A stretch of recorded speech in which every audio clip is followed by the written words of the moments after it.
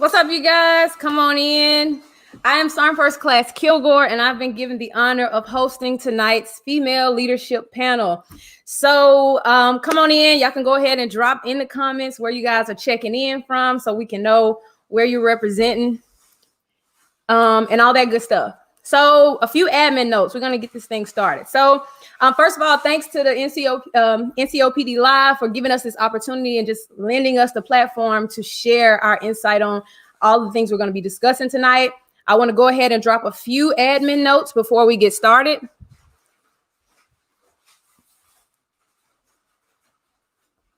All right, so on Friday, the Professional SGL will be a special guest on the 68 Juliet Medical Logistics Specialist platform with Sergeant Major Raimundo, Medcom G4 Sergeant Major, and that's going to be from 17:30 to 18:30 Eastern Time.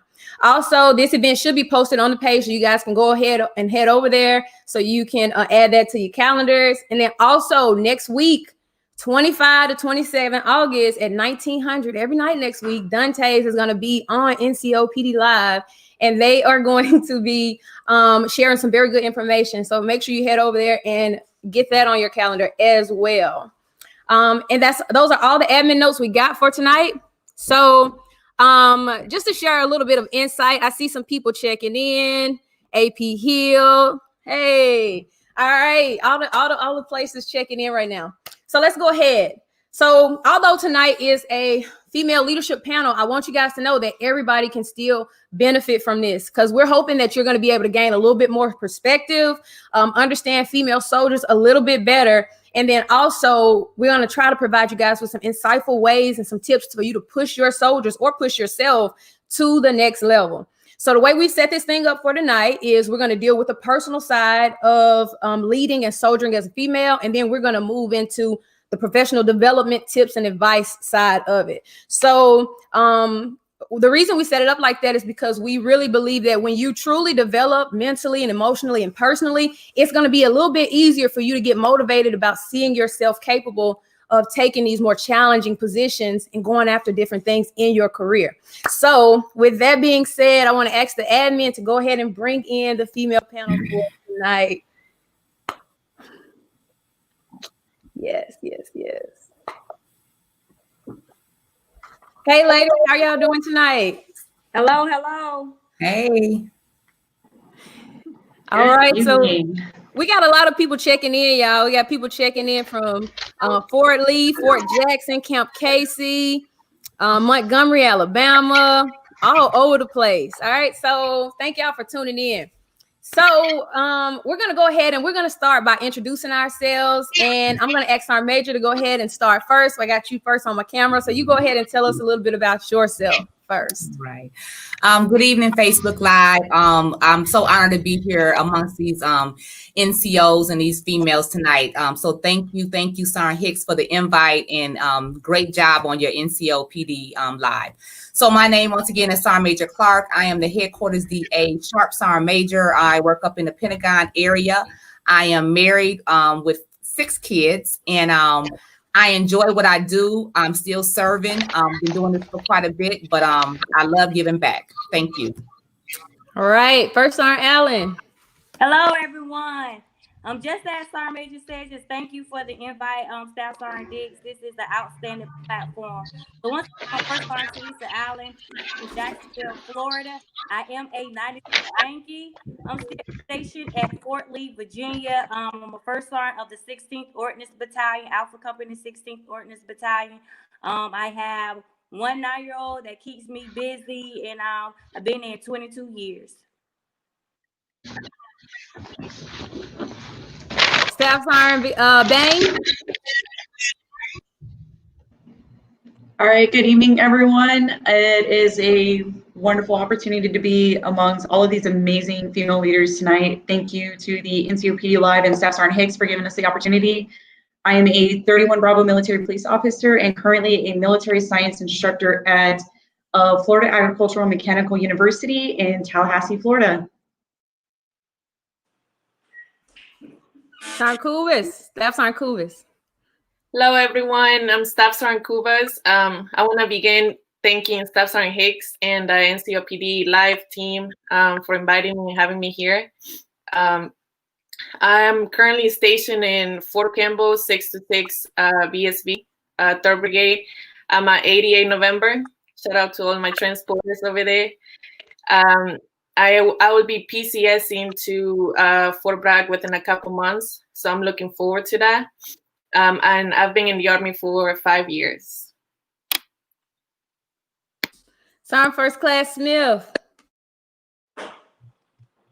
Hey y'all, I'm Sergeant First Class Diana Smith. I'm a AGR for the United States Army Reserve Compo 3, former Compo 2, Washington Army National Guard. Shout out to y'all.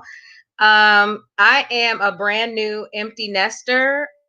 I have an 18-year-old. He'll be 19 soon.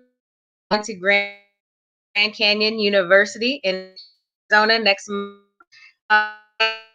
Very grateful and thankful that I have been afforded the opportunity to be on.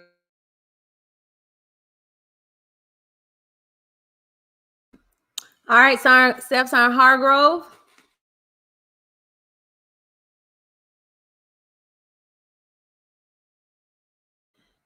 All right, okay, go.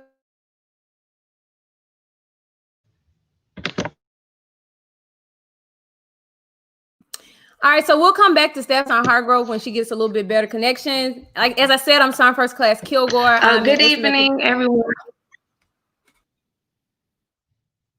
Can you hear me?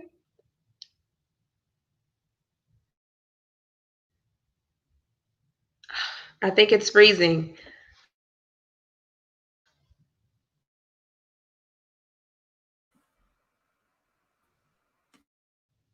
Can you hear me?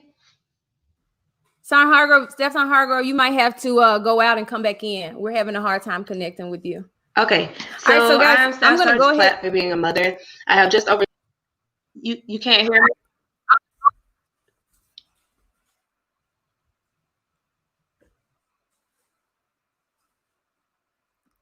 All right, guys, sorry about that. We're having some technical difficulties. So I'm going to go ahead with mine, and then we'll come back when she gets a little bit better connection. So I'm Sergeant First Class Kilgore. I'm stationed at AP Hill. I'm in Asymmetric Warfare Group. Been in the Army 13 years. Married. I got an 11-year-old. Going to have another baby soon. And I want to represent for all the 92 alphas out there. I saw the Yankees coming through, so you alphas better show up and show out. Let's go right now. Time to get it, okay? I know how y'all do. Anyway. That's all I got right there. So y'all, let's just jump right into this. And Sergeant Hargrove will check your connection. And when you give your first input, you can tell us a little bit about yourself. So guys, we're going to jump right into this. I want to start off with the personal side. We all come from so many different cultures and backgrounds and all these different things when we join the Army. And for some of us, it's almost like a culture shock coming into these people trying to make you adapt to the Army values, AKA drill sergeants. And so I want to know for you guys, what's the biggest impact that the Army has kind of had on your life since you joined? And we'll start with if you want to go, you just raise your hand and you can just go.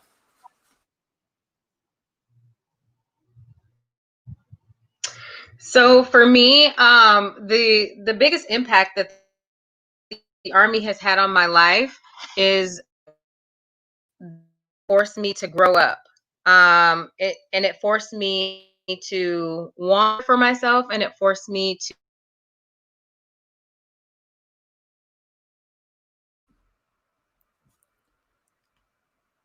Sergeant Kubis? Oh, so the biggest impact the Army has had for me has been as well helped me to grow up and help me to set up goals for myself. It's helped me realize that I like a challenge. I like to challenge myself, and it's helped me also motivate me to become a better leader and also like grow as a woman. First Sergeant. All right, so for me, coming from Jacksonville, Florida, you know, my parents raised us, and so for me, it was making my own way. I felt like I was 18 years old. My parents raised all four of us, so it was time for me to lead my own path. find my destiny, what was meant for me. My sisters and brothers went to college. At that point, I was tired of school. So I was like, I didn't have a choice. There was no choice but to come in the Army and make my way. So it made me a better person, made me a better woman. If it wasn't for the Army, probably wouldn't have met my ex-husband and had my son. So the Army has done a lot of things for me. Sergeant Major? Well, for me, it was more of a challenge when I came in. People didn't think, like, you're not going to really do this. And so I guess I was driven by the challenge. But then when I got in, I liked it. I've been in 29 years, so I didn't say that up front. So I've been this is my life. This is not a job. This is my career. And I love giving back. I have the energy, the motivation. So it's easy in a sense. Don't get me wrong. I've had my hard jobs, but it taught me how to mature. It taught me some tact because I have a mouth sometimes. And I had to, learn how to take it back a little bit. But overall, it has taught me to be a woman, a mother, a wife. So at the end of the day, it gave me, I already came in with my own values, but it actually just enhanced them more. Staff Sergeant Bain. So the Army has always kind of been like a choice and an idea for me. And when I joined, it was a little hard because I was the oldest of 5 girls. So when I left, it was a little frightening at first, but the drill sergeants were able to help me get past it. And I've been able to grow up in it. And I even became a drill sergeant myself when I was selected. And it's been my career, and it's been the best 14 years of my life. I've been able to go all over the world. I've been able to do so much, continue college, and now I'm an instructor at a college. Okay. Sergeant First Class Smith.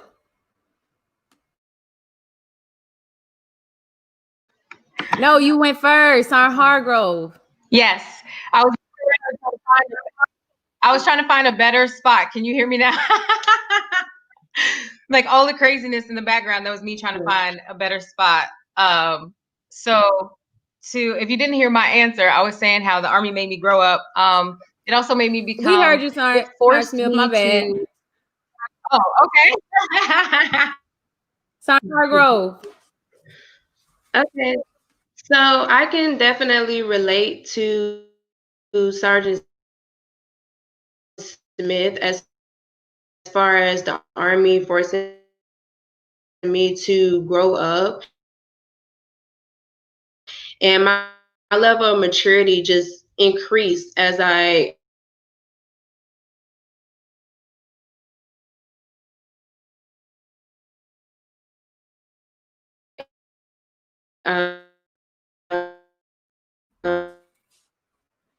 Sergeant Hargrove, I'm so sorry, but we cannot. As I've gone through the ranks, I've bettered my communication skills because I realized that the key to a successful work relationship is having that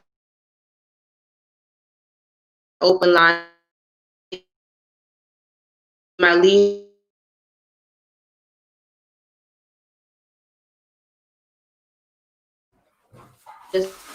room with complete strangers, and with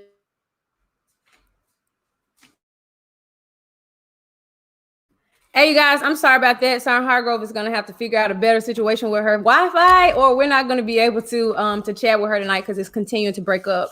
So I would definitely say the Army impacted me in a way of opening my mind. I came from a really small town in Arkansas, didn't really see much. So coming into the Army, I feel like it opened my mind to what I could accomplish, getting out of poverty, doing something better for myself, becoming a better woman, and just kind of made me want to give back and show other girls or other people from towns like where I'm from that you can do the same thing. So that's kind of sparked that motivation to kind of inspire and lead others for me. And so with that, we'll move on to the next question. And I want to ask for anybody who would, coming into the Army, there are some things that we had to let go. We had to change, we had to shift. What would you say was the biggest thing that you had to change about yourself coming into the Army? For me, it was like, I know I learned a lot. Coming straight out of high school, I know me, I was always in some drama and things like that. And I'm just going to be real, right? And that's one of the things that impacted me as a soldier. Like I was always in some drama. People would tell me the stuff and I'm listening. And then I realized like, man, I'm getting caught up in mess all the time. So I had to change because it was impacting the way I was soldiering and how I was able to lead others. So for me, I think the one thing that I would say that I had to change as a woman coming in was that to mind my business, to get myself together and just focus on what I needed to focus on as a woman in order to grow and to be a better soldier. What would y'all say was the biggest thing y'all had to tweak to grow and become the leader that you are today?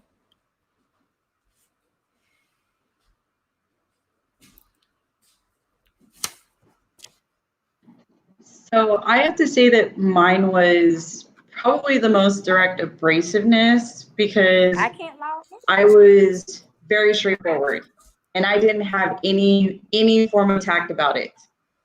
And that was one of my hardest parts. And then being able to understand that I had to be physically fit all the time and consistently stay with that, because after I got out of basic training in AIT, I was like, okay, it's go time. And then I let all of those like little things go. So it was a little hard for me at first to just take on like those little individual responsibilities and then continue to remember that I can't always sit there and be and say something very abrasive and be, semi-disrespectful now compared to what, compared to how I am now.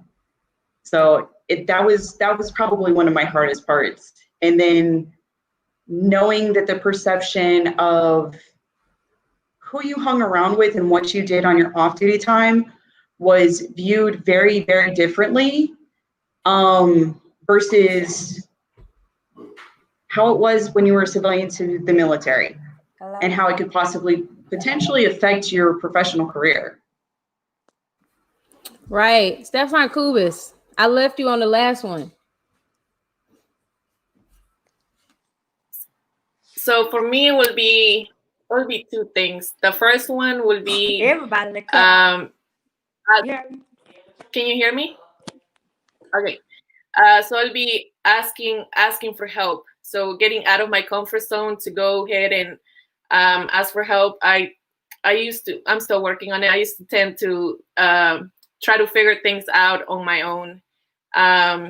I would be like scared asking for help because I didn't want people to not know, to think that I didn't know what I was doing. So that's one thing for me to realize that in the Army, we work as a team, and then there's always going to be people that are willing to help and mentorship you. So that's one. And then two, coming up in the ranks, realizing that it wasn't only about myself. I had to put my subordinates, my soldiers, even my peers, sometimes in front of me. Yeah, that's two main things for me. Yeah, those are good points, because sometimes we come from environments where it has been all about us. So then it's easy to kind of go into leading like that, and then you end up not being able to connect with soldiers and get the mission accomplished because nobody wants to work for you. Anybody else got any input on that one? All right.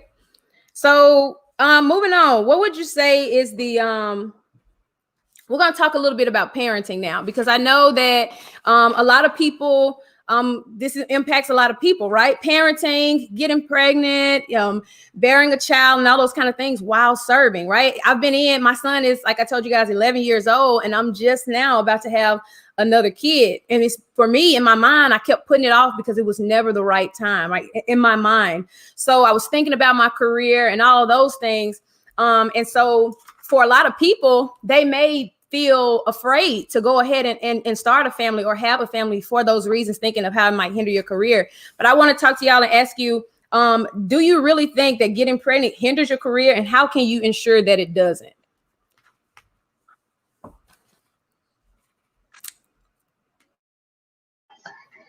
I will say that I don't think pregnancy hinders your career.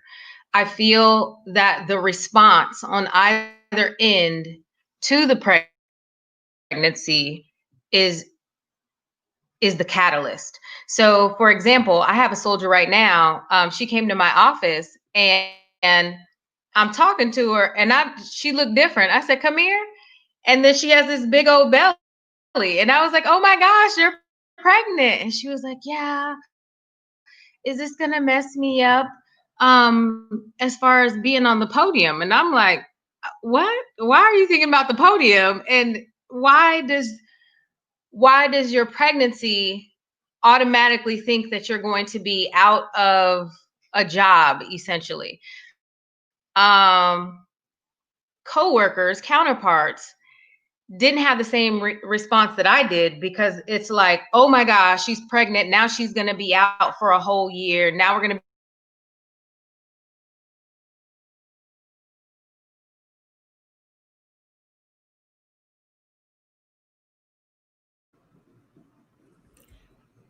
Okay, Sergeant Major. Being pregnant in the Army, it's never going to be a right time.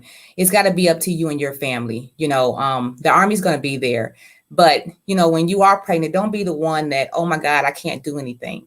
Because pregnancy is not a disease. It's a choice. You can still do PT within the limits of your profile. You can still work. You can still wear your boots. It's just that some people, this is my opinion, they milk the 9 months. They can't do anything. So my thing is, you can still be a leader and be pregnant, and it's okay. Now they give so much more maternity leave than when I had my children, but it's a blessing. So don't ever let someone think it's not a blessing. Now you might have to put off school until you can go to a SLC or ALC, but your time is going to come. I can tell you that right now, because if you wait till you retire to have a child, you might be a little older and it might be harder. So I would tell you that don't think that you're less of a person because you're pregnant. You're the only one, only women can do it. So at the end of the day, we are here to reproduce at times when it's right for you. So my thing is, don't let anyone tell you that you should be ashamed or you should hide it, because it's a blessing. Like I said, I had both my children in the military, and I got back in shape and I kept going. I didn't sit there and hesitate and say, oh, why me? Why me? I chose to have my children, and it worked out for me. Now, being a single parent is a little bit more difficult. You have to have an A, B, and C plan, because I'm just remarried. So I was single for a while with my children, and it was rough at times, but I made a choice and I had a plan. And that's a big thing. You have to sometimes lean on family and friends to get through it. But I tell you, if you have a strong support system, you'll find a way, and you'll keep getting promoted in the ranks, and nothing will slow you down, especially not a child. Yeah, I like that. And I think people need to hear that, because I know in my mind, especially in the beginning, I had those kind of thoughts, and assignments and stuff like that. So we can always try to plan, so think about it. How can I do it at a time that's going to benefit me and my career and things like that? So I agree. Did anybody else have anything on that, or we can keep it moving? Because I have another question. What tips do you give single mothers that feel like it's impossible to do it alone and still rise up through the ranks? So anybody want to talk about that? Because single parenting is hard, and a lot of women are experiencing that. And sometimes you might want to give up or feel like giving up. How can you still stay motivated and make sure that you're doing what you need to do in order to make it up through those ranks?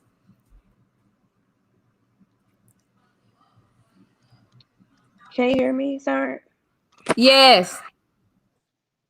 Can you hear me? Okay. I can comment on that. So for me, I'm a single parent, and I can kind of relate to what Sergeant Major was saying, is to, one, have a plan, and then two, use your support system, because it's going to be hard trying to do it by yourself. But in order for you to not see it as a hindrance, you stay motivated. Look at it as your motivation. Okay, you have your child, you're a single parent, but what route can you go in order to make sure you still make that time to study, you still make that time to get PT in? You might not be able to go to the gym because you don't have anyone to watch your child, but at least you can do home workouts. You might not be able to do certain things, but it might be a plan B. You might not be able to do it the same way others can, but if you think outside of the box, how you can maybe go to the track with your child. You just things you might have to do them differently, but you can still do them. Like having a child shouldn't stop you from being able to achieve the same goals as other people or exceed the standard as well. Like I know for me, I just look at it as my motivation. My daughter, she's always alongside me with everything I do, and I just use her as my reason to go harder, you know. And even when times get rough, that's the reason why you communicate with others. Don't wait until, you know, you're ready to give up to let somebody know that you need help. The people in the workplace, communicating with your leaders. You know, I'm pretty sure that if your leader knew that you were having struggles with a babysitter or something like that, they'll be willing to say, okay, I'll watch your child for you for an hour or two while you go grocery shopping. I've had that, you know, especially during this pandemic with things going on that were unplanned. Like people are more willing to help than you will know, but you will never know if you don't ask for that support. It's still possible to you know, do great things, get awards, go above and beyond with having a child and being by yourself. You just gotta be creative, be innovative, and figure out a way to get what you're going for. Yeah, and surround yourself. I think surrounding yourself with like-minded people too, and people who have done it. You know what I'm saying? Not somebody that's gonna be like, "Oh, girl, you pregnant? Don't worry about it. You don't have to do that." I have a question on here, y'all. They said, "Do you feel like pregnancy PT is effective in units? And if not, what do you suggest to make it better?" So I am not a parent. I'm still a single staff sergeant. I haven't had any kids, but I am a pregnancy PT instructor. And it can be very effective. In my last unit in Hawaii, we had a pregnancy PT coordinator that was extremely helpful, very beneficial. And those ladies, those female soldiers worked wonders with her and did absolutely amazing.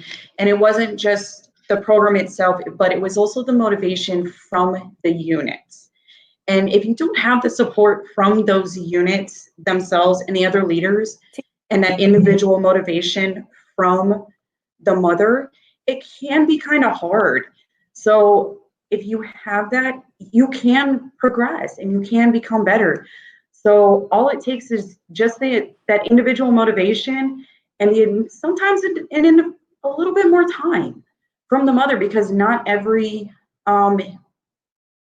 body is going to bounce back the same after having a child. So if you need a little bit more time and the unit's willing to help, say, hey, sir, ma'am, sergeant, I need a little bit more time. Allow this program to continue to help me, and it can continue to help. It's going to depend on that PT program, and it can be extremely beneficial. So like I said, I've seen it happen before, and I think that it can continue to grow with the right amount of P3T instructors, and to include not just involving female instructors, but getting the motivation from some of our male counterpart instructors in there and understanding it and them wanting to help. We always invited leaders to come in. Hey, come see what your sergeant's doing, come see what your lieutenant's doing, so you can help them. And I think that made a tremendous difference. I agree. And even if you're in a program where it doesn't necessarily go as good, that's up to you. Like if you know you're not getting what you need and you feel like it's going to be really hard for you to get back to where you were, you're going to have to that's where we as leaders have to like assess ourselves and say, hey, I might need to do a little bit more than pregnancy PT because this isn't working for me. You know what I'm saying? You can't wait to the end and be like, oh my goodness, I gained like all these pounds and I'm so out of shape that I'm never going to be able to make it. Be aware of how much we're eating, how much we are or are not working out, so we can start taking, you know, trying to do.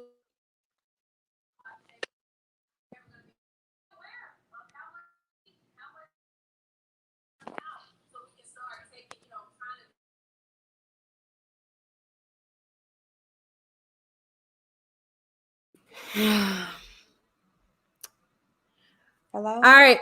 Yes, I'm here. We're going to talk a little bit more about parenting, you guys. So in the military, we're moving around and we have our kids and we're taking them, we're transitioning, going to different schools. Some of them are leaving elementary, going to a brand new middle school.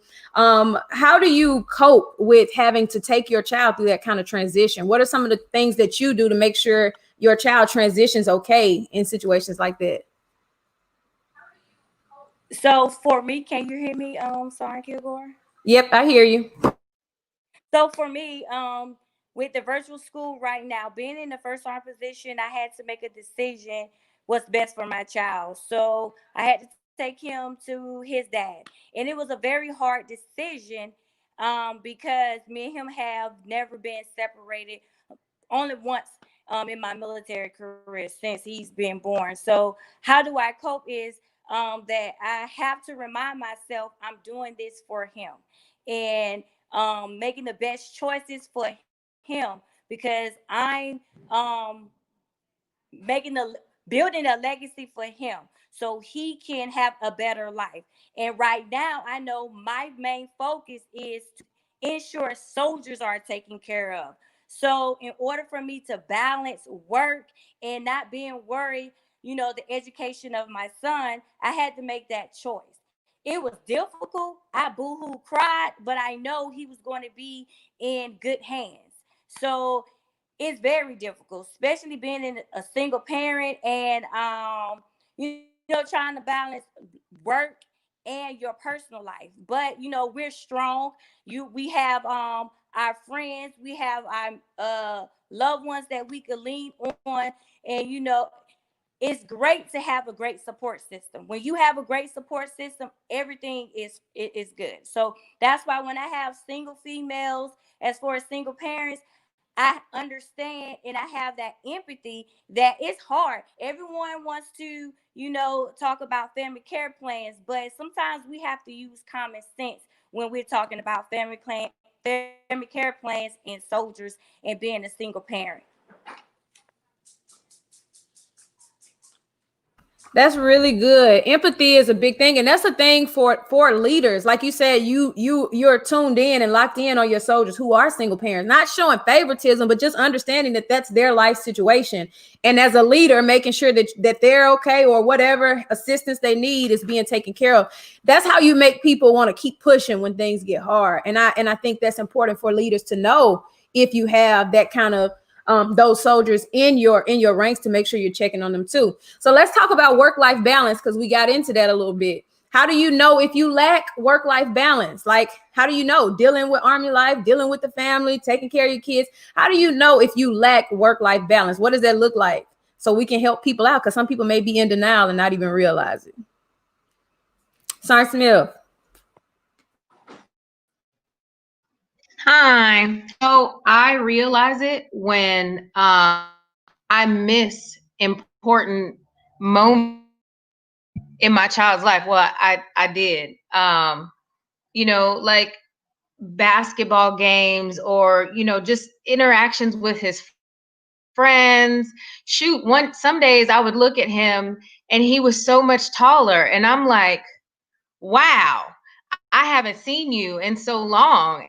Because we're like two trains passing in the night. And that was real sad that I have a child, I live in the same house. And, I don't.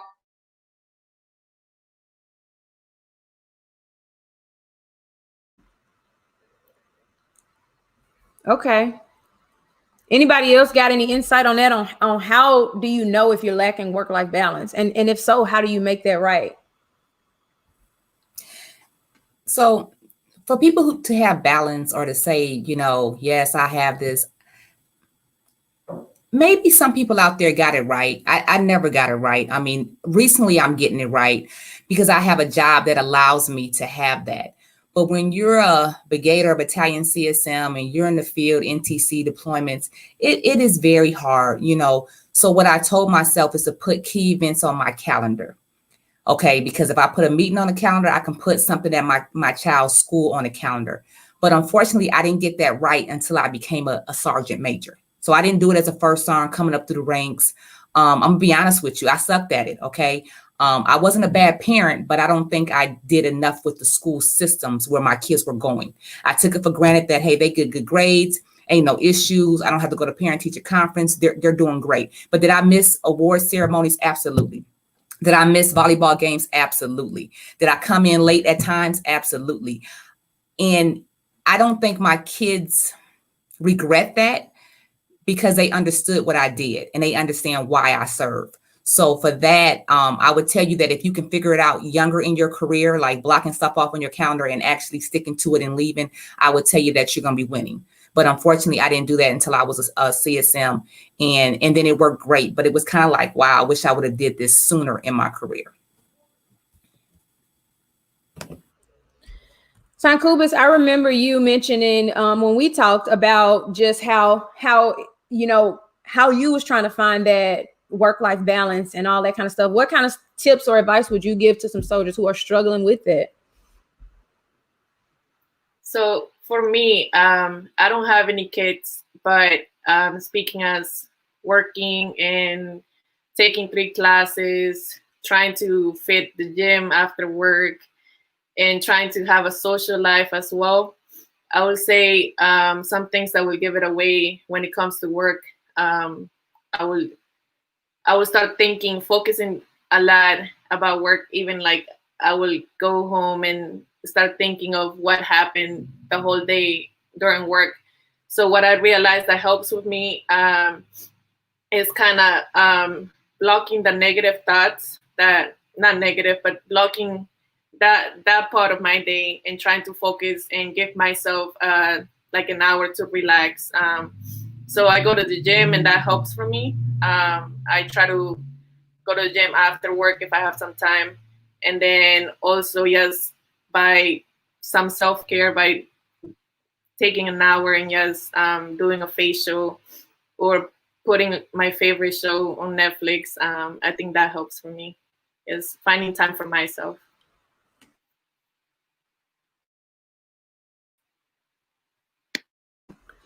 Yeah, I would agree. So we have a question on here. When you are the only AGR, how do you balance work and being a single mom? I think Sean Smith guessed that. And just when I thought I was going to tap out and tap back in. So that's a great question because a lot of us AGRs are in this boat. I pray a lot. I also talk to my son. I've had to just learn how to communicate with my kid. He is a person.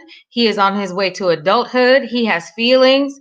And so I just had to learn that I got to talk to this guy. I got to, hey, I'm working late. I know we had a thing, or, on the days that we don't have family activities, it's great. But on the days when we do have stuff, I have to own it. I got to eat it and I got to talk to him. And I'm like, hey, I'm not going to be here. And it's,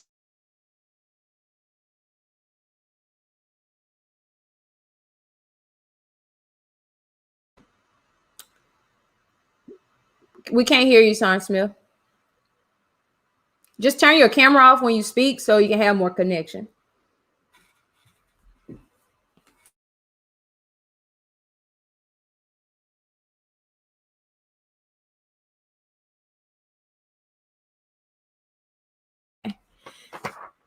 Yeah, so thank you for answering that question. I think she got it. So we're gonna keep it moving, guys. I know that we have some single soldiers out there, so I wanted to talk a little bit out there. How do you make the most? Now I want us to be real about this, okay? Because not everybody comes in the Army single. Not everybody comes in the Army married. What advice would you give to single soldiers about making the most of their time while they are single, right? Some people get so caught up, I'm not married, I don't have kids and stuff like that. But how can single soldiers be encouraged to make the most of what they had, this time that they have to themselves, while not having to be just, worried about so many other things? So like I said earlier, I am single.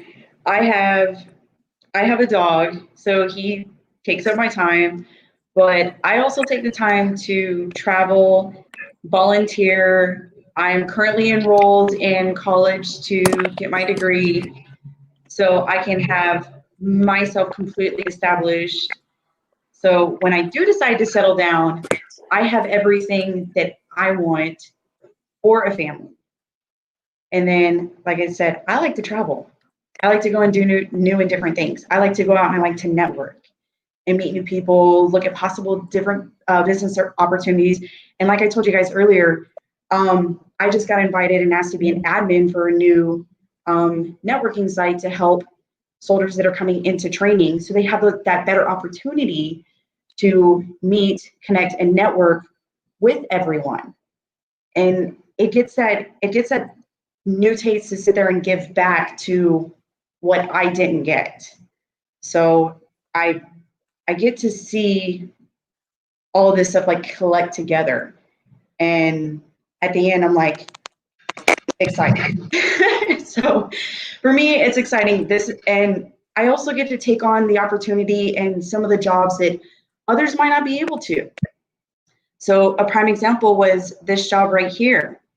Now I get the opportunity to spend more time with the cadets and give back time to them so the other instructors can go home and spend more time with their family, because this is also a little bit of a break in a sense.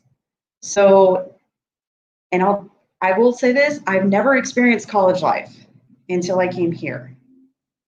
And getting to see that and getting to work with the cadets and everything, it is very informative. It is very empowering to see what our future officers are going to get to be like and get to volunteer with them. So since we're virtual, I'm going to get to spend time with connecting them to their future bullock with spending that extra time on millprep.com. Just like Sergeant Hicks started NCO PD Live, now I get to work and network with all of these individuals and get to connect all of these future cadets from all the different schools in ROTC command. And I get to sit there and say, hey, if you're interested in ROTC, if you're interested in being a soldier in the Army, check this out, talk to all of these individuals, see what they say, see what they like, see if it's something that you really want to do. And if it is, these are the individuals that will help you get there. And now that they have, where we started off with being in a team of 3 mentors or 3 leaders, now they're going to have, what, 2-3 times that much? Yeah. So now they're able to give back. Okay, so you're saying by in having that, you have more time to give back. That's what you're doing with your singleness. So take time to give back, and I get that. I like that. So all right, so let's keep it moving. All right, so we're gonna start getting into approachability, professionalism, and professional development. So let's talk about approachability. A lot of times people feel like, I know as females, we kind of feel like, oh, I did not have a lot of mentors, right? I had one mentor that came up that I met from going to church and personal life, but then she was a 92F, so she became my mentor. But why do you think approachability is important? Do you feel like it's good? It has been good or bad for you finding somebody to mentor you, and did approachability play a part in that? Yes. Yep. Sergeant Hargrove. Okay. So for me, yeah, I can. Oh, who's talking? Are you talking, Sergeant Smith? You can go ahead, Sergeant Hargrove. Okay, sorry. So for me, I think approachability definitely plays a part in the mentorship aspect. For me, my previous leader was extremely approachable, and even when it was things that we maybe saw different views on, we had different views on things, or if I had something that I had an issue with that I wanted to discuss with her, I felt comfortable. I didn't.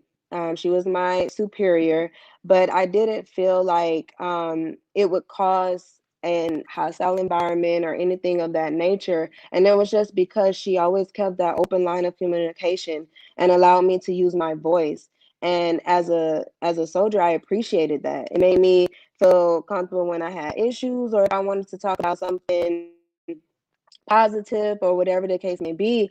But just her being understanding and allowing me to express myself, giving me helpful feedback, honest feedback, because that plays a part in approachability as well. You don't want someone who is always going to tell you what you want to hear. You need somebody who's going to keep it real with you.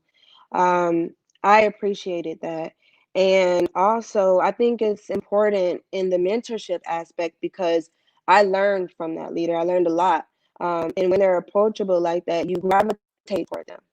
And it's, you can take away things and from their leadership style and put it in your toolkit. And I think that's very important when you're junior enlisted and you're still trying to develop the way you're going to go about leading your soldiers in the future. So being approachable, I think as a female, is one of the critical qualities that we should try to possess.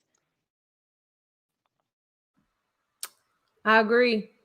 What do you feel like it's, what do y'all feel like? Because some people may be out there and they don't even realize that they are not approachable. What do you think are some signs that you are not approachable? How can we help some people out and help them realize that they may be unapproachable doing their thing in the Army?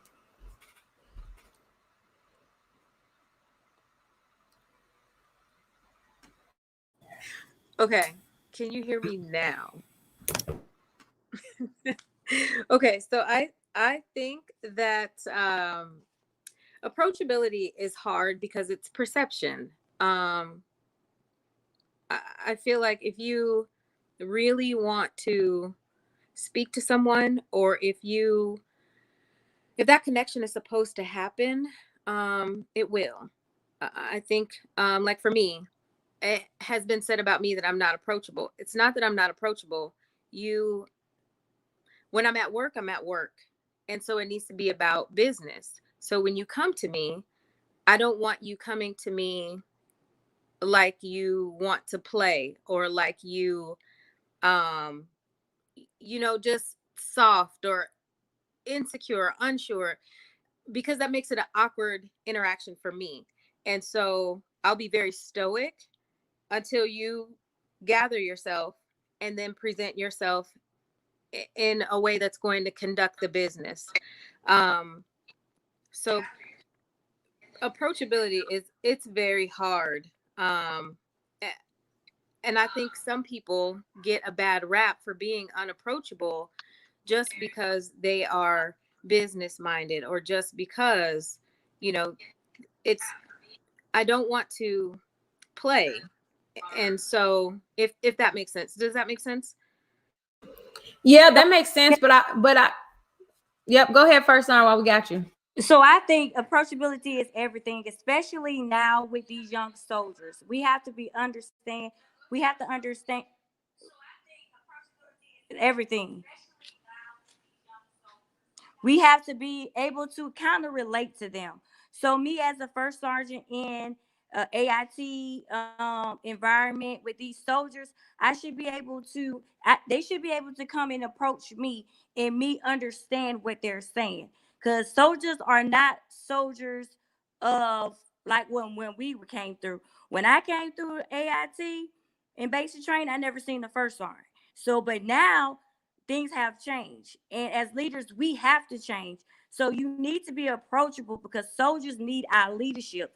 And it's a lot of times because, as females, we can walk around and have the mean face or, walk around with attitudes and stuff like that. And soldiers run away and we wonder why. So approachability is everything.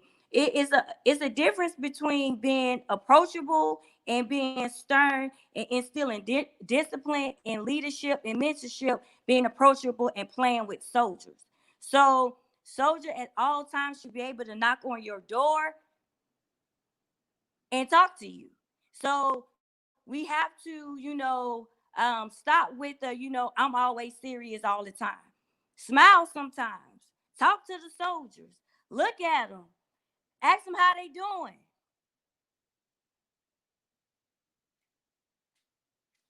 and get in their business.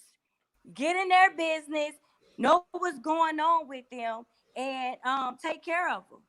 Like, they call me, yes, on my first line, they call me, the mom. Yes, I have that mother instinct, but I don't play with soldiers. But they know they can still come to me and talk about anything. Now, whether it's right, wrong, or indifferent, I'm going to tell them, you wrong, and this is why you wrong. Or if you right, this is why you right. But the NCOs, the leaders between me and those soldiers, they need to understand it's a link or a line between the first sergeant and I could use the drill sergeant.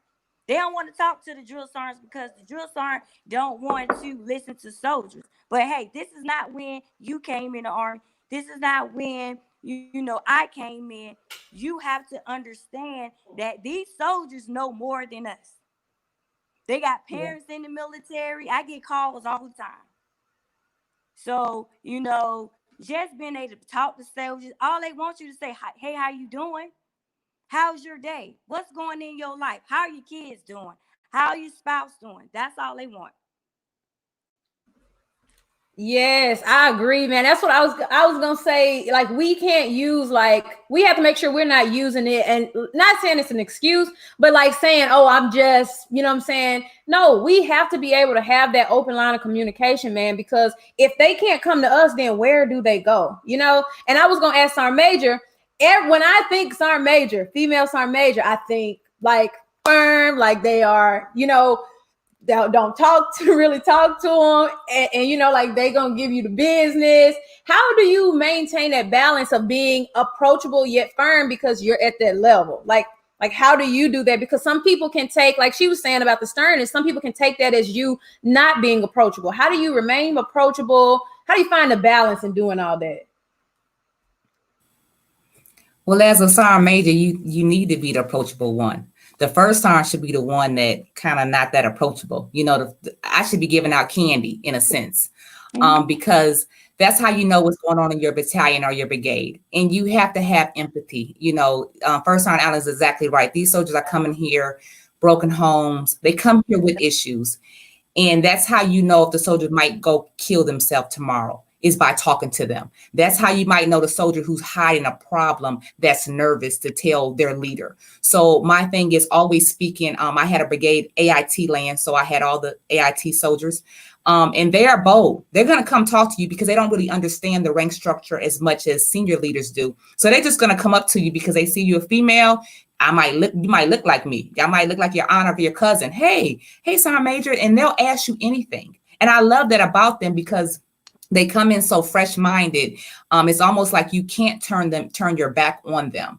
And you shouldn't as a leader. But you're right, you do have to have that warm side. But I think when you first give your in briefs to people, that's how they get to know you. Yeah, you might walk around, you might have a bad day, you might not always be smiling, but something in your in brief should trigger them to say, she told me that if I had an issue, I can come knock on her door anytime and she will be there for me. Because we're not going to walk around with smiles all day, because everything is not going to be rainbows and sunshine all the time, because you might have some issues going on in the battalion. You might pass a soldier and you might, be, strictly business and not understanding that soldier might have just wanted to talk to you at that moment and the moment wasn't the right time.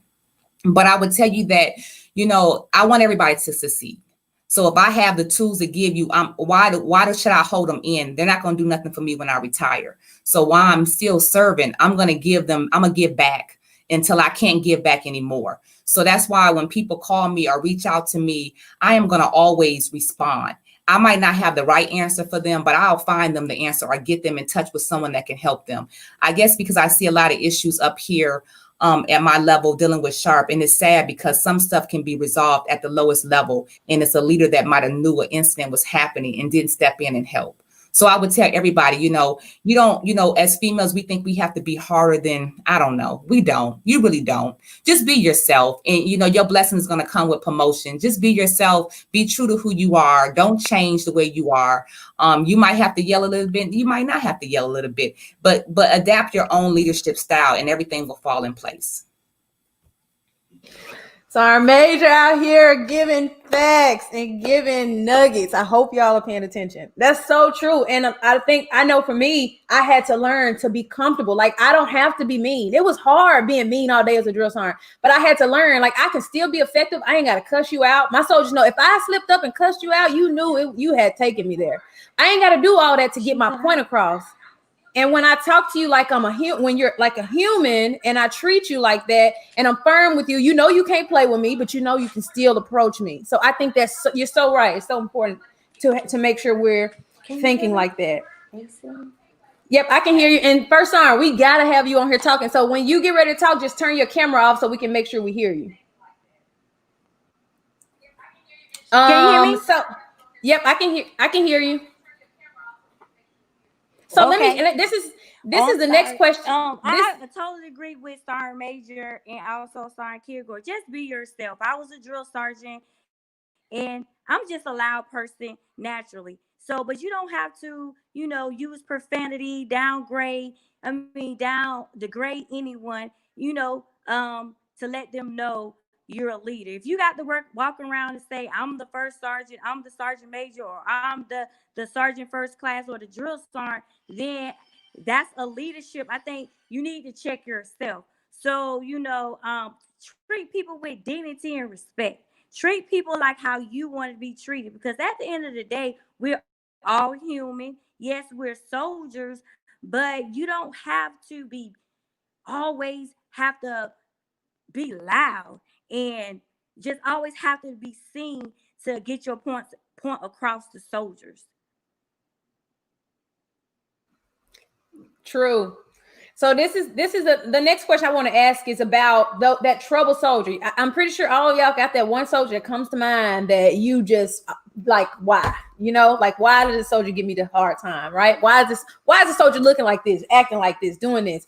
What about that soldier? Why should we take the time to mentor that soldier or go pick, pull that soldier aside, the soldier that everybody has kind of like kicked to the side, oh, you trashy and stuff like that.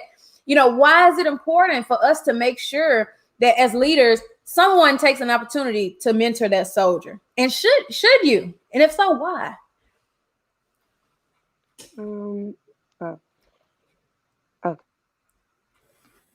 So, soldiers don't come to work to mess up. Some people have bad days. Something could be going on in their life. They could have got a bad phone call that night. We don't know that until something comes out. So I don't think it's a bad soldier. It's bad leaders. Because if you can't police that soldier up and try to get them on the right path, or if you're always pushing that soldier to the side, they're going to feel like they're pushed to the side. But you have to bring them in the fold and treat them like equal.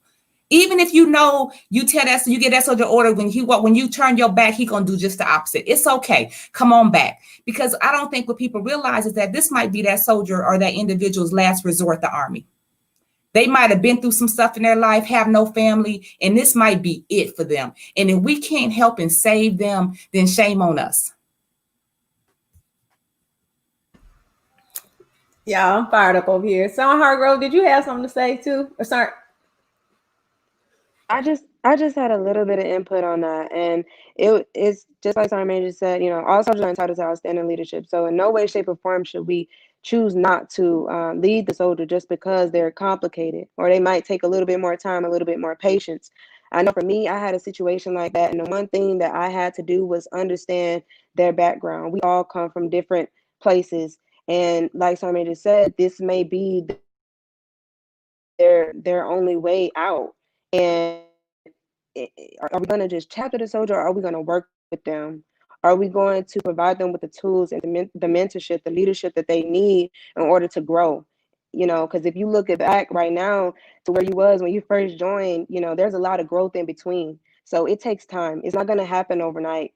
So you need a good leader that's willing to put in that time and that effort and work with you and give you that tough love. And that's exactly what I had to do with that soldier. And now, she's gone on and doing great things. So I definitely think you should be patient and don't give up. Staff Sergeant Kubis, I think you were about to say something. Yes, so I completely agree with Sergeant Major and Sergeant Hargrove. So from my own experience, I've had soldiers that require I would say, a little bit more attention. And it wasn't easy, but I do agree. I believe a soldier's a representation of their leader. So with that being said, you sometimes you gotta spend more time and gotta, in a way, understand, like Senator Hargrove said, understand their background, and then go from there, and then help the soldier achieve whatever they want, because not all soldiers want to stay in the Army. So yes, as a leader, help them understand their main goal, or what they want to do after the Army, or if they want to stay, or just give them motivation to find that path that they're looking for. And I think as leaders, we're responsible, and we own them that. I agree. I if y'all don't get nothing else from this portion, I want you guys to remember that because we come from such diverse backgrounds, like they said earlier, you never know what the soldier is used to, went through before they got here, what kind of trauma they experienced. And now 10 weeks of basic training is not going to change that soldier instantly. They got a whole 18 years of who they are, and that's still back there.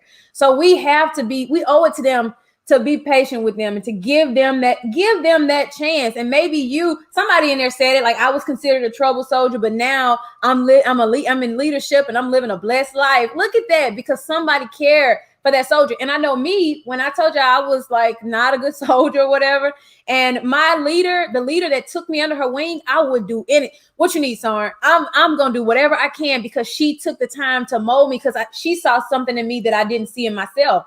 You know what I mean? So we have to take the time to make sure we give those soldiers a chance, okay? Because I've seen it where they've been labeled bad soldier and stuff like that.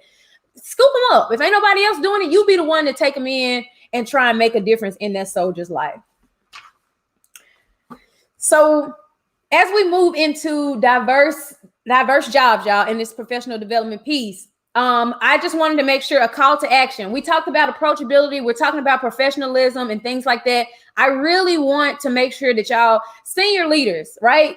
Senior leader, females, a lot of people say that where are the mentors? I don't have a mentor. I don't see mentors. Sometimes you got to be bold enough to ask. Like, Sergeant Major Clark, I'm going to be asking you to be my mentor. First Sergeant Allen, I'm going to be asking you to be my mentor after this. Just get ready for it. So you got to be bold enough to ask and put yourself out there in those situations when you see people who have something that you can glean from. So and those of you that are first sergeants and sergeant majors, I'm giving you a call to action today too. If you see that NCO that needs to be groomed a little bit more, maybe they have a pride issue and they need you to just offer it. You know what I'm saying? If they don't bite, that's on them. But offer. You never know what you might get out of just that one opportunity. All right, y'all. So we're gonna move into diverse jobs. Okay. Why do you think most females don't really go after diverse jobs? Who we got first? First Sergeant. First Sergeant is not in the building right now. Okay, Sergeant Smith, got you. So I'm gonna get on my soapbox just a little bit. So I'm going to answer the question in a different frame of mind. So it's not that we don't go after those positions. I know on my side, in what I'm dealing with, if the requirement is this mandatory stovepipe before I can do anything different, that's where we're at. We're in the stovepipe. So if I'm required to go from battalion to brigade to division to I'm like, no, coach, I don't want to be in the stovepipe. I don't want to do that. I want to go do something else. I want to go kick butt and take names. And so I feel that there are a lot of personnel in that same, having that same issue, is that we are required to be in the stovepipe. And then when someone sees that we've checked the blocks, then, okay, now you can come out of the stovepipe and take on these different jobs. And if that is not the case, then someone has to tell us, AGR, RC personnel, how to get out of the stovepipe, still be marketable, still be, considered like you know, we're going to be good leaders, we're going to be good soldiers, but that is my experience is, you know, I want to go to Djibouti. I want to go to Honduras. I want to go do that. But they're like, oh, sorry, you didn't check this block over here. So you got to get back over there and check the blocks. Okay. So kind of being forced to stay off of that path of going after the most diverse jobs. Who else got some on that? Yes, Aunt Kubis, go ahead. So I think some of the reasons might be going with the negative comments. So let's say if you're interested, let's just say special forces, SFA, whatever it is, you go with what other people are saying instead of doing your own research of what it is. Maybe you hear, oh, they're really big on running. They're really big on doing this and this and this, and then you go with those comments instead of you trying to get out of your comfort zone and maybe set that as a challenge for yourself. I believe, I mean, not all the time we have the say of where we go next, but I believe that at times we can go ahead and volunteer for certain assignments and that are going to be challenging for us. But I think it all comes with what you want to do and what path you want to take in your career. So that's on everybody. I agree. So, did anybody else have anything about why you think people don't necessarily go? I know for a fact, like with drill sergeant, right? You hear so much negative talk about drill sergeant, stuff like that. But and I was kind of even like, I'm more of a recruiter. I love people. I can get you people in the Army. I got you.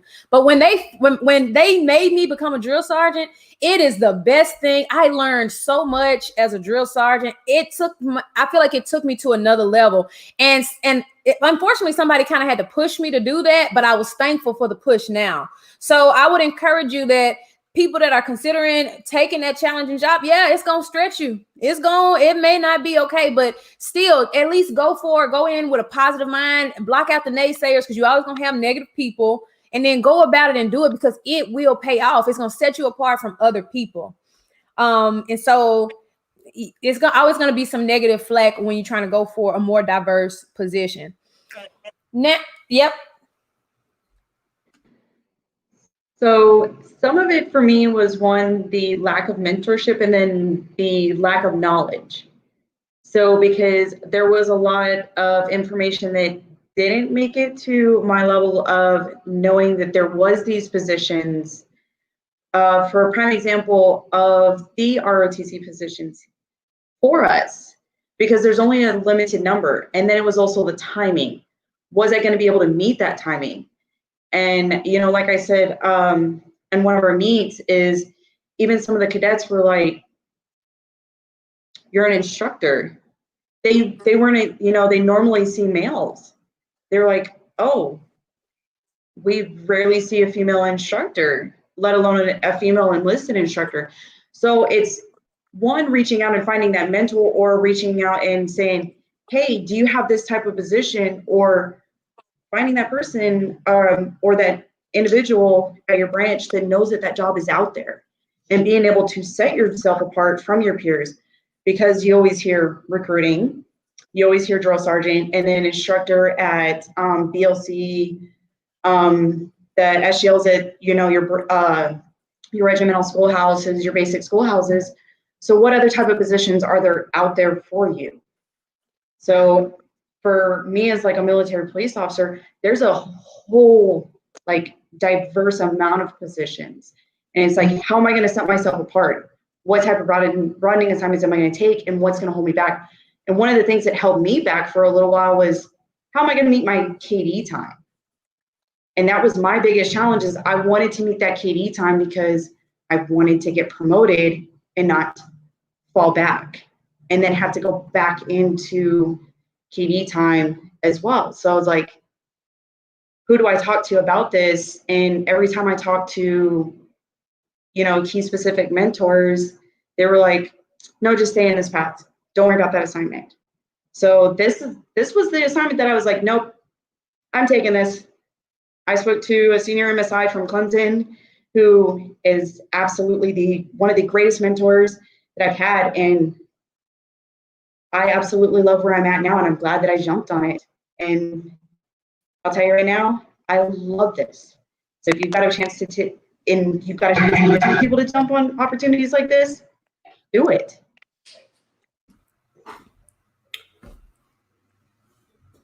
Yes, so I agree. So I know Stefan Kubis, you went after a pretty challenging assignment. And so I would say, what kind of mindset do people need to have? Like, what type of mindset do you need to have in order, when you're thinking about going for these diverse positions and assignments?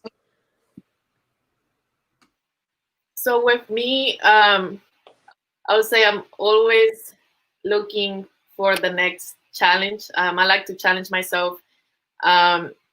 I want to set myself apart, become a better leader. One thing I see myself, I compete with myself. So I always give myself goals to achieve. So what I advise people is just go ahead and look at different options and then research them, see if they fit what the career path that you want to go for, and then go for it. Don't be afraid to go ahead and jump in positions that you think you might not be ready. I believe you're not always going to be ready 100%. Sometimes you just got to jump, and then you learn as you go. And then as long as you stay motivated, as long as you want it and you want to do a good job at it, you're going to do a good job at it. You just got to keep the mindset. I agree. So let's talk a little bit about when in these diverse assignments, right? Or just positions, what is it like if any of you have had experience being the only female in the room, right? So let's talk about that a little bit, or the challenges of being in such a small number in the room. Like, what are some of the challenges you guys face with that, or the mindsets that you have, or the, mental blocks that you have to overcome in positions like that? So I was a battalion CSM for 299 BSB out of 2nd Armored Brigade, and I was the only female in the brigade, Sergeant Major, Command Sergeant Major. And I remember going to my first meeting, and my brigade commander was infantry, and you can just already tell the tone of the meetings. The language was a little bit different. So I had to digest a lot of that because, for one, we were always the last people to brief. So, at one point, it's almost like they would want to skip the BSB, but you need the BSB because we bring you all your supplies. So that went on for one meeting. The next day I said, hey, sir, we have something to say. Like if I'm going to have a name at the table, I'm going to speak if I have something that I need to get across. So it took a lot because we stayed in the field a lot, gunnery, all of that. So, I just always felt that I had to get up earlier. I had to study my slides. I couldn't mess up. And maybe that was just me putting pressure on me as a female sergeant major. I wanted to prove that I can hang with you all in your brigade runs, even though I knew they went super fast. It seemed like when we were the last ones coming off the field. But I just have that. I just wasn't going to let anyone see me fail. And I wasn't going to fail the battalion as a whole because just the image of having a female, it's almost like you got to make sure your hair is intact, your nails intact. You got to make sure you speak professionally. You can't, it's like it's no room for failure. And once again, that is probably pressure I put on myself. Not saying that everybody goes into a job that way, but I just really wanted to succeed. I wanted somebody to say, you know what, that's the best BSB out there. They did a great job. I didn't want to be the hinder for the battalion to succeed because I was one of the leaderships. And I, as time went on, they respect me. I respect them. The language kind of cleaned up a little bit, but it was just that mentality of all male club. And then you have this female coming in. It was a little bit different. It was days that I went home stressed out, but it was almost like if I didn't make it work, they wouldn't put another sergeant major in behind me, and not a female wanted that. So it was like I'm holding people on my back. I want the door to open up for other female sergeant majors. So I felt it was my job to succeed by all costs. And that's just me going in it. Now, everybody does it a little bit different, but I didn't want them to say, we don't need another female in an armored world, because females can do any job out there if they put their mind to it. Y'all better be fired up out there. So And I agree wholeheartedly, Sergeant Major. Thank you so much for saying that. Because I too have had the same experience going into a BCT. I was met with expectations. And so my rough edges come from having to, push back and be like, yo, I don't know who you thought I was or who you think I'm is. Yes, that's how I said it, but not here. So it required strength. I had to find a different type of strength because I'm a person, when I get mad, I cry, but I can't cry right now. I just have to use my words. I have to figure out how to make this situation work because we have to work together. So, from being cussed out, I called all kinds of cool names that aren't mine. But at the end of it, I was still standing. And that's what it's about. I'm not going to fold. I will not fold because you guys look different and I look different and we are different. I'm not going to fold. Like we've talked about throughout tonight, you have to have a tribe. You have got to have a support system to where, you can go home, you can cry, yell, vent, get it out, whatever, so that the next day you put your uniform on, you strap your boots up. Sergeant Major said it. Yep, I'm coming in here. My hair is about to be right where your haircut at. You know what I mean? Like, you have to make sure that you are on point, because it's unfortunate, but it's true. And whether it's pressure we put on ourselves or whether you're in an actual unit where you do have to be on point. The fact is that these assignments are hard and they are not for the faint at heart. So when you get those assignments, you stand tall, you stick your chest out, and you do your job. Female, whatever, go to work, do your job, and leave an indelible legacy so that it's not about you being a woman at the end of the day. I think I done messed around and made some people mad with this question. y'all coming out the woodwork, and it's so true. But both of y'all mentioned about the pressure that we put on ourselves, but that pressure is felt. Like when I walk into a room and I'm the only, and I'll even take it a step further, but if I walk in there, I'm the only female, I'm the only Black female. Those are pressures that I feel that a lot of people don't understand. Same thing, and it might be the same thing. That's another level that's added. And so we have to understand and just, know that we deserve to be there. Because I think sometimes, when we go in and we don't see anybody else that looks like us, it almost makes you want to shrink. But I have learned to go in there because I know my stuff and to own it. Like, okay, I'm ready. When you come with a logistics question, what's up? And just to be present and not shrink back, because people will try to be more aggressive and all those things. And we don't have to get nasty. We can still maintain professionalism and still be effective, I think, and know that we deserve to be there. And I think people who are afraid to go after them, just, give it a shot. If you go and you fail, okay, sis, you failed. You know what I'm saying? But don't let, what if you go and succeed? Don't let that stop you from going to try, is what I would say about these diverse positions. Y'all, those are the last questions I have. I have one question on here. Can you talk about whether to maintain a tribe at work or keep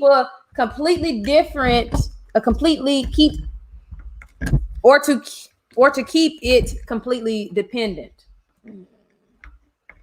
Not quite sure. I understand it. Understand. So with regard to your support system, I think it's important to have a support system and a very cohesive team at work. I think that is so, I think it's paramount to any successful organization. So on the reserve side, there are 2 of us that are AGR, and then we have a civilian. So that's 3 full-time people to take care of an entire organization. And so from being a single mom, empty nester, to marital problems, to kids with complications, it is important for us to be able to come to work and support each other at work. It's not always like that though. And so if people don't have the fortune of having that tribe at work, I have a coworker that's in the building next door. When I do my virtual races, I have people from, different military organizations. It's very important to have, like you were talking about, Sergeant Kilgore, like-minded people, whether they're in your immediate unit or outside of your unit. It's very important to have a military sister tribe or sisterhood, because we need each other. And then also having one that's outside of work, because sometimes you don't want to talk about work all day long every day. Sometimes you want to talk about, stuff that doesn't have to do with the Army. And so, yes, as soldiers, we have the ability to do that, but you want to, just have a whole diverse, a different life outside of the Army. And that helps too. Okay, one thing.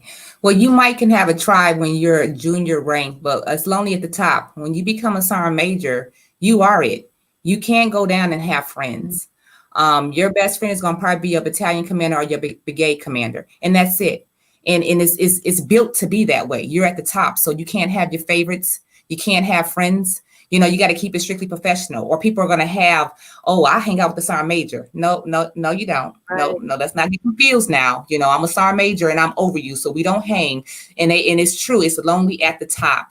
So I would tell you, you would have to go outside your organization to have good friends, or maybe some of your sergeant majors in previous battalions or brigades, you might get with them. But at the end of the day, they're competing with you, half of them. So really, I would say your family, friends, people, your husband, your spouse, your wife, that's my tribe.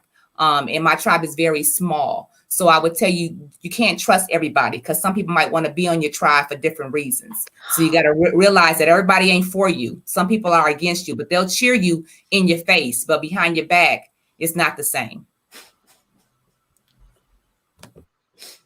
D, you got to bring her back for her own show. Where is First Sergeant? I really want y'all. First Sergeant is dropping so many nuggets, and her internet is just not okay with us tonight. But it's okay, because we still gonna get her in for another opportunity. Y'all, we are about to close this thing out, so I want to give all of you an opportunity to drop your final nugget for the people who are tuned in tonight. We're gonna go the order on the screen right next to me, Sergeant Major. You can go ahead, drop whatever advice y'all want to give to people listening on tonight. So I would tell you, for the females out there listening, the sky's the limit. Don't let someone tell you no. You get what I'm saying? Get to your yes. And when I say that, don't let a child hinder you, a divorce hinder you, financial issues hinder you, a bad leader hinder you. You take a bit of everybody that you might see good in, and you make yourself be that leader.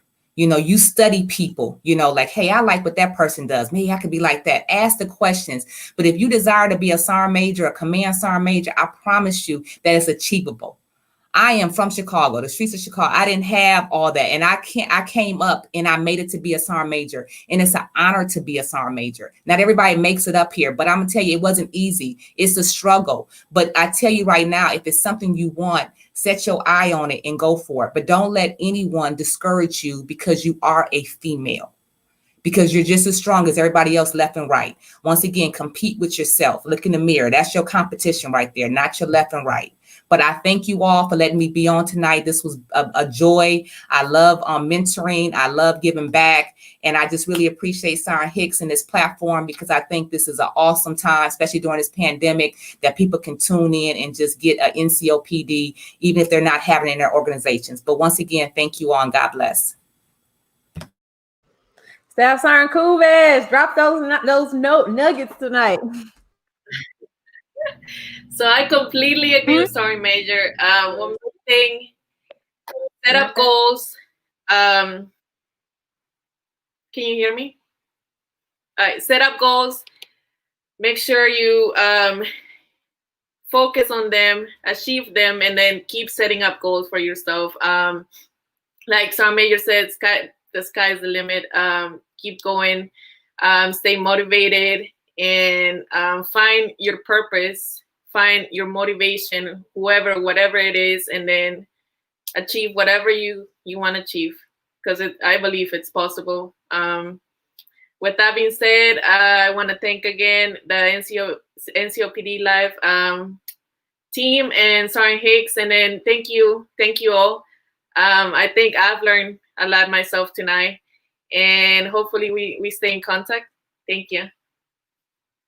Sergeant First Class Smith.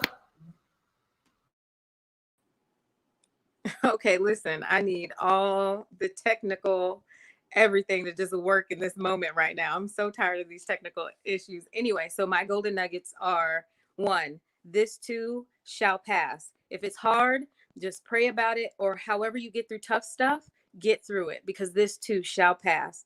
2, have fun, because when it's done, and that's it. So have fun while you're doing this. 3, use your voice.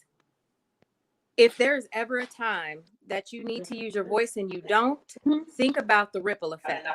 So never be afraid to speak when it is time to speak. And then 4, don't pick up all the shiny pennies, right? When you see a shiny coin or a shiny penny on the ground, your instinct is to pick it up. Don't pick up all the shiny pennies or all the shiny coins. What is that, Sergeant Smith? Anything that's a distraction for you, don't pick it up. Okay? That's all I got. Staff Can I Sergeant say Hargrove. Yes, Okay, go ahead, so First Sergeant. mine. Look, so I've Oh, been okay. going in and out, but I just want to say, be yourself, be humble, be resilient, take care of your soldiers, take care of yourself, treat people with dignity, respect, and don't never forget where you come from, because we was all once privates. We came through the ranks. We all have our issues, because no leader is perfect. And I've been going in and out, but seek a mentor. Seek a mentor. Get somebody that's going to tell you what you need to know and not what you want to know. And I heard Sergeant Major saying earlier, everybody is not on your team. Keep your circle small. Keep your circle small. Tell people what they need to know. But, trust yourself. Trust those soldiers, because they need your trust as well. Always make yourself available and stay humble. I just want to say thank you to Staff Sergeant Hicks, Sergeant First Class Gilcourt for giving us this opportunity. Yes, Staff Sergeant Hargrove. Yes, so my nuggets are to always give 110%. That's something that I live by.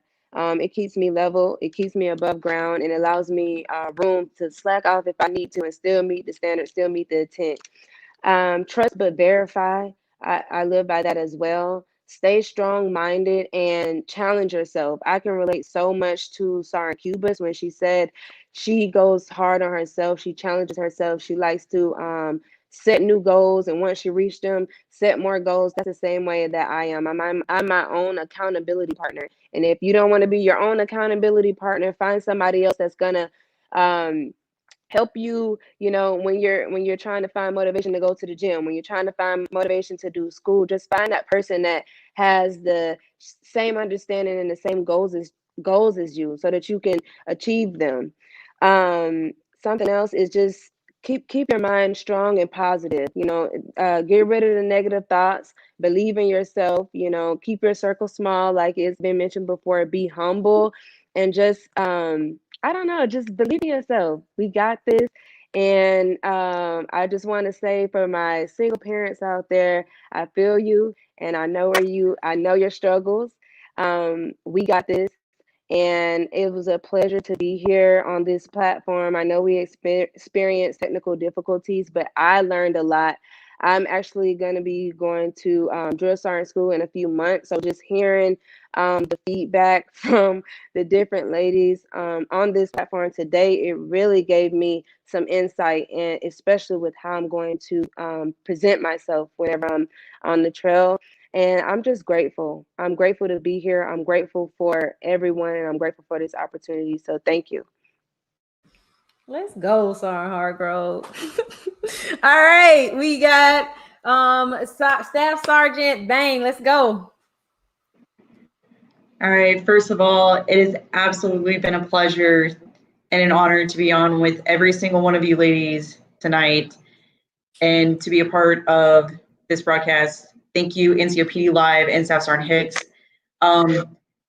Do not be afraid to be humble, be approachable, but also do not be afraid to be that foot that gets into somebody when they need it, because you never know when they are going to need it. And it might be that make or break point to get that soldier or that NCO's attention, okay? But also remember that you can draw back and be like, now we need to talk about what happened, okay? Set those goals, reach those goals, make sure they are obtainable, and do not be afraid to step into a room and make your presence known by anyone. Be confident, be strong, and do not forget that we do this every day, and we all serve for a reason. And you are representing not just the United States Army, but your name specifically, and you are going to leave an impact on everyone. If it's just one person, one soldier, that one person, that one soldier affects 2 or 3, and it ripples out. And that is one of the best things in the world, and best advice that I can give anyone. So I was absolutely great opportunity. Thank you guys so much. Have a wonderful night. Yes. So my final tips are work on yourself. I know we spend so much time on professional development and growing as leaders and all of these things, but work on yourself. Figure out who you are. Get yourself some goals. Get yourself some values, and don't let nobody take them from you. One of the things, instead of being a follower and doing what you see other people do, be the one that come into the unit and that's positive. Be the one that's, I don't want to talk. I ain't trying to be negative. It's not that you're being mean, but protect and protect your energy. So if you're out there and everybody is demotivated, you be that person who is motivated. And that comes from you genuinely being happy with who you are, knowing what you stand for, knowing who you are in and out of uniform. Work on yourself, read, grow, and stay true to who you are. It has been an absolute honor. I've learned so much. I got some friends or people that I'm going to be trying to look up to and learn from. And it's just been a great experience. I also want to invite all of you over. TPSGL allowed me to share with you guys the Thrive Legion. So I created a group for military women and wives that I'm going to be doing all of this type of training and personal development, professional development, having people come on and talk. And so it's called Thrive Legion. It's a group on Facebook, and it's going to be really targeted towards us and our struggles or in our successes as females. So head over to Thrive Legion and check that out. And I just want to thank Sergeant Hicks again for the opportunity, y'all. And I think that this was effective as we wished. And you guys have a great night. Oh, we got a special guest. Listen, man, I'm lost for words. Like literally, I'm literally lost for words. And I knew every last one of y'all were gonna do great. And I saw something in you that made me invite you to this platform. Whether I knew you because you were a student of mine, Sergeant Kubis, or whether I knew you because you worked at the academy, First Sergeant Allen, or I met you through Command Sergeant Major Breckenridge, Sergeant Baines. Each one of you have tied something to me that you don't even know. So that is why you're on this platform. And I had no doubt that you all would succeed in this. Regardless of the technical issues, difficulties, at the end of the day, I think it was a huge success. I'm proud of y'all. So Sergeant Major, we didn't get our time while you was at Lee. And you know, I extended it out to you when you was the brigade command Sergeant Major. I'm telling you now, all 5 team members automatically said we got to get you back. So I know you're coming back on for something else, but we got to get you for a solo. So just know it's coming. I know you still newlywed, but let Sergeant Major Clark know he got to share you. I need you back because I already know what I want to talk to you about. I need you back. But I appreciate every last one of you all. Remember when you go back into the group chat, I need you all to let me know your address, your shirt size. There's a personal signed T-shirt with my signature, #TPSGL, coming to you. I don't know whether you want to have it framed or whatever if you want to wear it, but that signature is going to be worth something. So I want you all to Make sure you let me know your addresses and your shirt size in there. So I appreciate it. Coach K, you know it. Hey, I love you, Battle. And I look to see y'all on the other side, okay? Y'all have a good night.